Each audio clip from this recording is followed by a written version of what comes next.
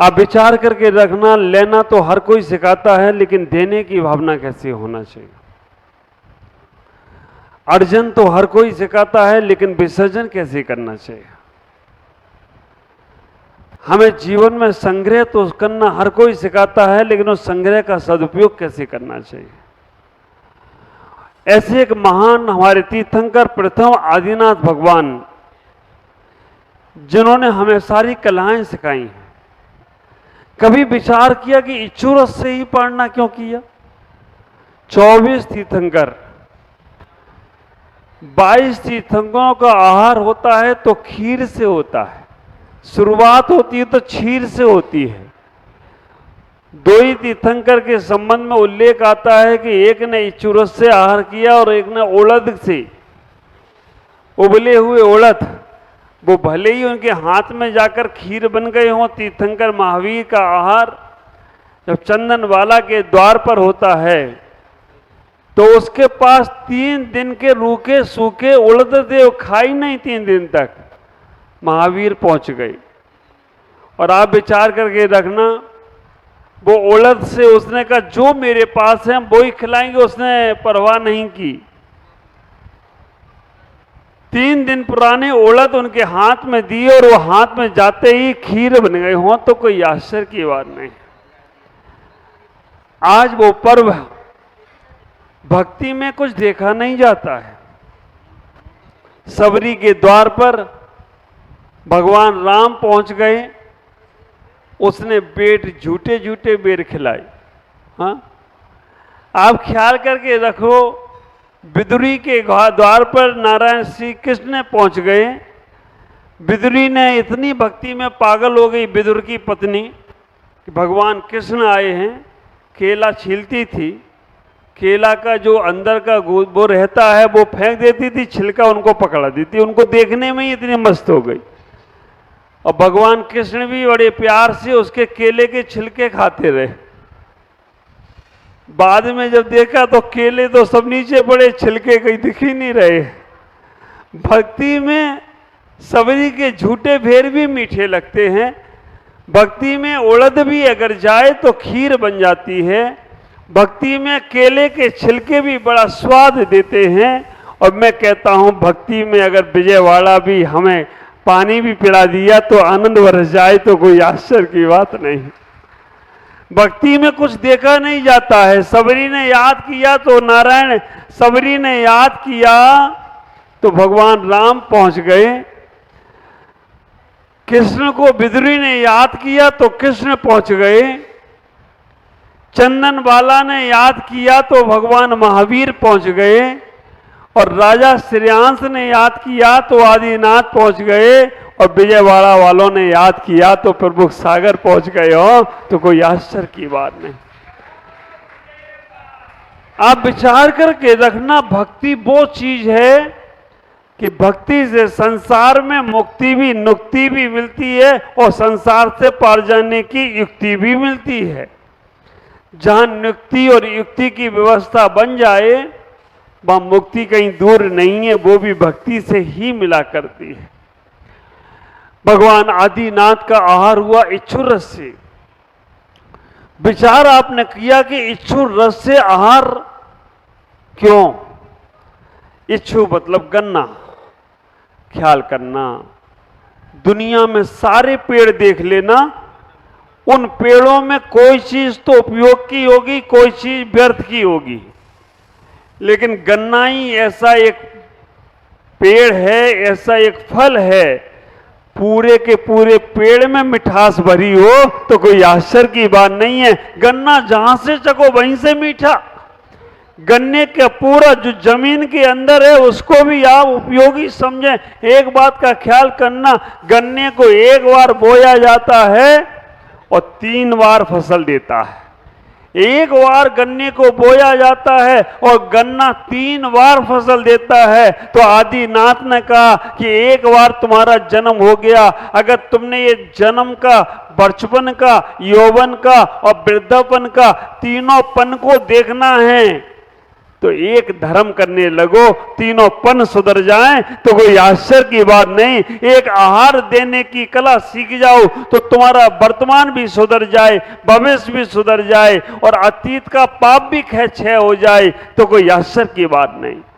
आहार देने से वर्तमान भी सुधरता है, अतीत का पाप क्षय होता है और भविष्य में भोग भूमि तुम्हारा स्वागत करती हो तो कोई आश्चर्य की बात नहीं है। भविष्य में भोग भूमि ही मिलने वाली है। ख्याल करना, इतना बड़ा महान पुण्य अर्जन होता है अगर हम साधु को आहार देते हैं। आहार तो देना छोड़ो, केवल अनुमोदना कर ली। अभी हमारे राजेंद्र भाई बोल रहे थे ना, सास भेंट जो कर रहे करने दो, तुम तो ताली बजाकर अनुमोदना कर लो, तुम भी ज्ञानी हो जाओ तो कोई आश्चर्य की बात नहीं है। अनुमोदना का इतना बड़ा प्रभाव है।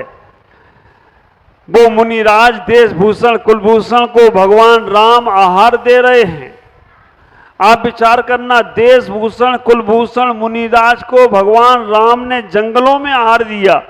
राम सीता लक्ष्मण जब जंगलों में भ्रमण कर रहे हैं, कैसे सद श्रावक थे वो, जंगलों में रहकर श्रावक का शील का पालन किया उन्होंने।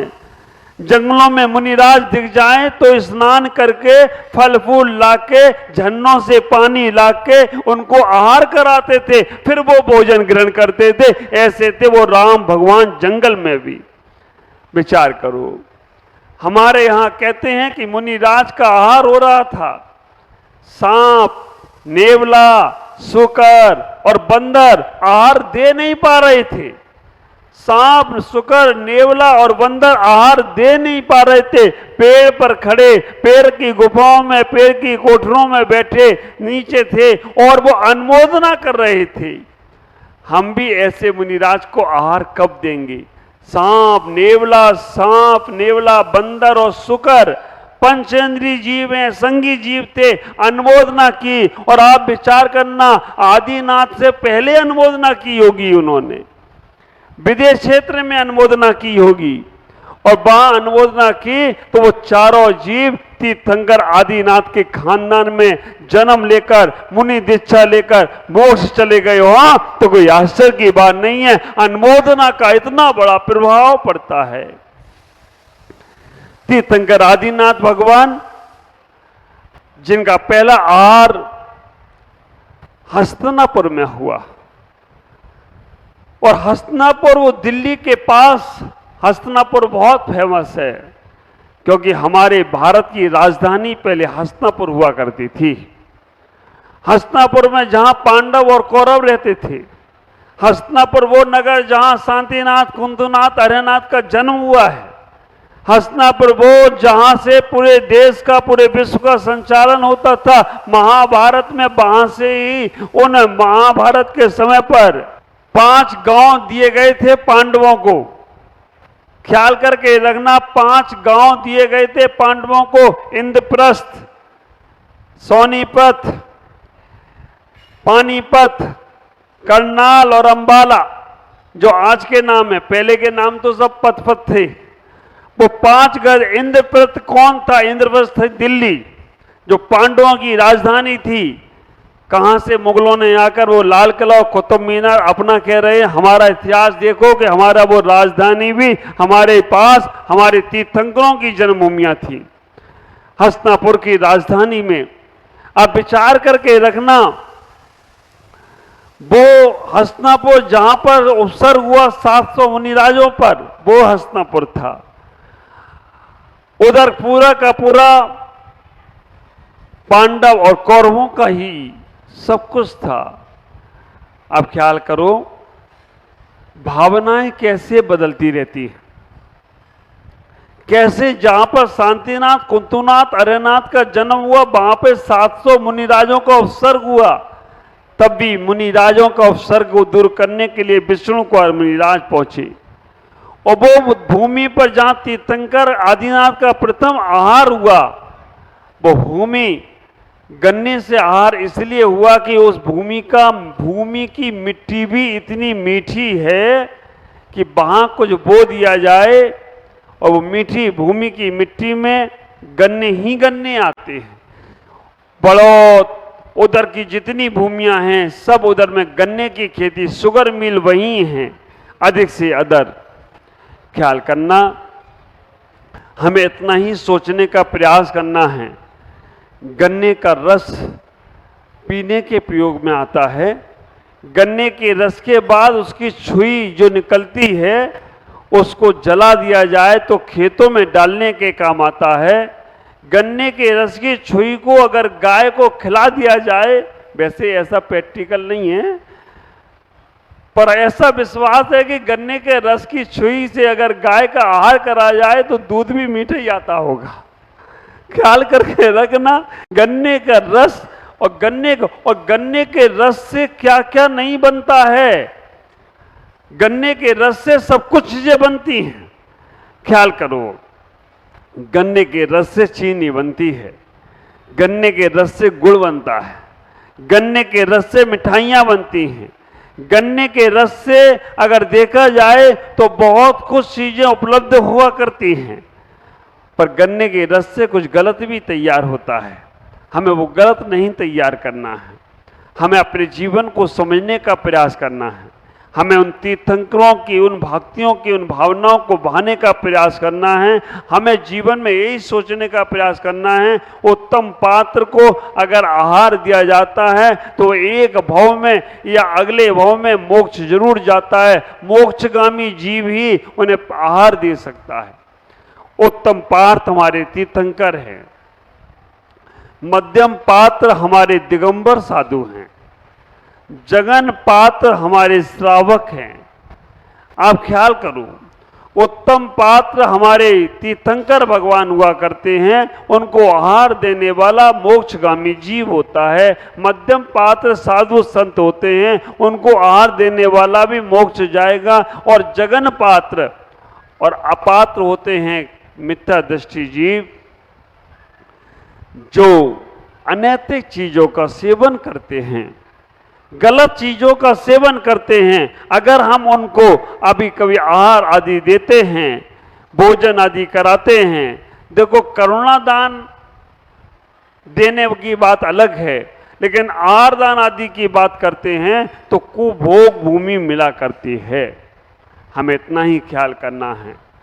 तीर्थंकर आदिनाथ भगवान जिन्होंने हमारे इस मोक्ष मार्ग के द्वार को खोलने का प्रयास किया, तीर्थंकर आदिनाथ ही भगवान एक ऐसे हुए जिन्होंने इस मोक्ष मार्ग में प्रथम तीर्थंकर बनकर इस मोक्ष मार्ग को खोलने का द्वार प्रारंभ किया।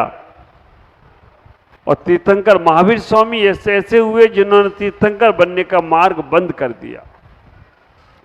दोनों तीर्थंकरों की परंपराओं में हम जी रहे हैं और दोनों तीर्थंकरों की परंपराओं से हम अपने आप को समझने का प्रयास कर रहे हैं। अपने जीवन में दान तीर्थ की परंपराओं को जरूर समझना, अपने जीवन में ये विचार करके रखना। राजा श्रेयांश को दान तीर्थ प्रवर्तक कहा करते हैं, क्योंकि उन्होंने पहले आहार दान देकर अपने जीवन को धन्य किया था। ये दान तीर्थ की परंपरा आपके घरों में चलना चाहिए। आप जब कभी अपने बच्चों को लेकर मंदिर जाते हैं और बच्चों को मंदिर ले जाकर वहां पर बच्चों को पैसा देते हैं कि बेटा मंदिर की गोलक में डालो, तो ख्याल करके रखना वो बच्चे मंदिर की गोलक में नहीं डाल रहे हैं, वो तुम्हारे भविष्य की व्यवस्था बना रहे हैं। तुम विचार करना, अगर तुमने बच्चों के हाथ से दान दक्षिणा कराना शुरू कर दिया तो आज वो मंदिर में दान करेंगे, मंदिर में गोलक में पैसे डालेंगे, लेकिन कल जब तुम्हें आवश्यकता होगी तो उन बच्चों को कहना नहीं पड़ेगा, वो बच्चे अपने आप निकाल कर तुम्हें देंगे। पिताश्री, जब मैं नहीं कमाता था तब आप हमें देते थे, जाओ दान करके आओ। अब मैं कमा रहा हूं, तुम्हें दे रहा हूं, जाओ दान करके आओ, तो तुम्हें कभी मांगना नहीं पड़ेगा। अपने आप देना शुरू करें तो कोई आश्चर्य की बात नहीं। छोटे बच्चे की बात, आज हमारे पास मेहता जी हैदराबाद से बैठे हैं, कल वो आशीर्वाद लेके चले गए थे कि महाराज जी जा रहा हूँ। ठीक, हमने आज अभी देखा उनको, तो बोले महाराज आज मैं अपनी वजह से नहीं रुका, सबसे छोटा बच्चा उनका जो था हमने कल उसका केस लॉज कर दिया था, हमने बेटा महाराज बनना, वो जाके महाराज ही बन गया। कमरे में 2 घंटे तक कपड़े नहीं पहने उसने, और उसने कह दिया मुझे महाराज को हार देना है, तो पूरा परिवार सबके सब रुक गए हो। अब विचार करके रखना, वो पूरा परिवार रुक गया कि हमें महाराज छोटे से बच्चे को आहार देना, उसने जिद की है कि मैं आहार देना चाहता हूं, और उस बच्चे ने पूरे परिवार को रोक लिया। ऐसे बच्चों पे संस्कार पड़ते हैं और ऐसे संस्कार डलवाना चाहिए। भले ही बच्चे अभी उम्र कम है, दे नहीं सकते, लेकिन धोती पहनाना तो सिखाओ। पहनाना तुम सिखाओ, उतारना हम सिखा देंगे, कुछ तो करो। अब इतना ही विचार करो, जीवन में हम जब बच्चों को आगे से आगे बढ़ाने का प्रयास करेंगे, बच्चों को शुरू में मालूम नहीं रहता है। किसी ने मेरे गुरुदेव से पूछ लिया, आचार्य भगवान गुरुदेव पुष्पदन सागर जी महाराज से, महाराज छोटे छोटे बच्चों को आप उनसे आहार ले लेते हो, उन्हें तो अभी अभी नाक पोंछना नहीं आता है, और उनसे तुम आहार लेते हो, शुद्धि कहाँ रही उनकी? गुरुदेव ने कहा बात तो बिल्कुल सही कह रहे हो, उन बच्चों को छोटों को शुद्धि नहीं रहती है आहार की, लेकिन तुम लोगों को तो शुद्धि रहती है। हाँ महाराज हम लोग तो शुद्ध हैं। उन्होंने कहा तुम ना तन से शुद्ध हो ना मन से शुद्ध हो, ये बच्चे बिल्कुल मन के पवित्र और भगवान रूप होते हैं, इनके मन में कोई राग द्वेष नहीं होता है। और विचार करके रखना, तुम्हारे मन में राग, और आप आहार दे रहे हो और देते देते तुम्हारा जिससे मन नहीं मिल रहा बगल में आके खड़ा हो जाए, फिर देखो मजा। आहार देना कम, कौन ही से सरकता ही नहीं है महाराज। आप विचार करके रखना, उसको सरकार के ही मानेंगे, और कोई व्यवस्था के लिए खड़ा हो जाए तो उससे लड़ने को तैयार हो जाएंगे। तुम खड़ा क्यों यहाँ पे, तू पहले भाग। अरे वाह, आप इतना ही सोचो, व्यवस्था देखो। आप विचार करके रखना, मन की शुद्धता, मन की पवित्रता जितनी इन बच्चों में है, क्योंकि आज बच्चे भले ही नहीं, लेकिन सिखाएगा कौन उन्हें? आप सिखाने का प्रयास करो।